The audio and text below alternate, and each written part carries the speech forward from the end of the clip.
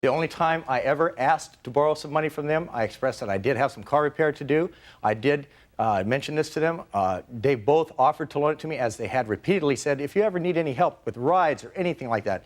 In showing friendship, they did say, feel free to ask us. I denied it at the time, said, no, don't worry about it. The next day I did call Mr. Engelbretson up.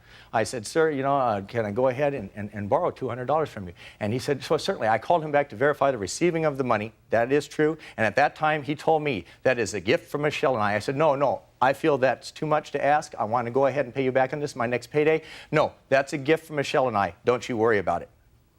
That's his exact words. One evening, they called me up.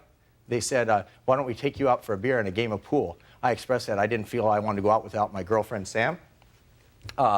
They went ahead and said, well, go ahead and bring her along, too. Right from the get-go, when she and Mrs. Engelbretson met, she began to give her just looks like you wouldn't believe. She didn't like her. She was rude to her throughout the evening. I left early. We both left early from the event, feeling very uncomfortable.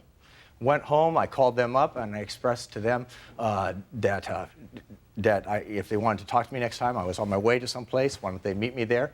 I went and I sat down, and I talked with them. I expressed that our friendship had ended because of the way they had treated Sam. Did that conversation ever take place? That is incorrect, Your Honor. I didn't like the way she treated Mr. Beaver. Did you meet with him at a restaurant, in a public place, where he said to you, I don't think we should be friends anymore? No. I don't think, because I don't like the way you treated Sam. No. Yeah, that doesn't sound logical to me. Why would you have to meet somebody to tell them that? Because I was on my way someplace, Your Honor, and I told them, and that was our meeting at the Del Taco that she refers to. I did not ask to borrow any money. That was our meeting there.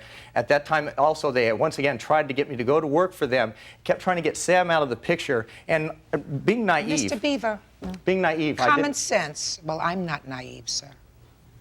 Common sense does not suggest to me that one person would have to meet to discuss the fact with really virtual strangers that they don't want to be their friend anymore. That could be either accomplished by not taking their telephone calls or with some conversation on the phone.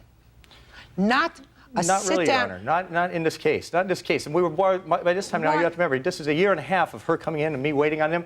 At this time, it had become a friendship. I think if you'll even question Sam as to, there was something more wanted out of this relationship. Like for the day that she appeared in the parking lot of where I worked and said, I broke up with Joe now. Why don't you call me someday and we can do lunch?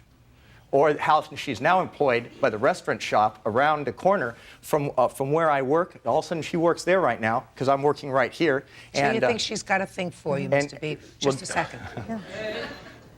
You think she's got a thing for you, Mr. Beaver? Is that what you're trying to tell me? Yes, Your Honor. You think that Mr. Engelbretson had a thing for you, too? Well, Your Honor, there's a lot of kinky things that go on in this world. Now that looking back on it, I think there could have been something there.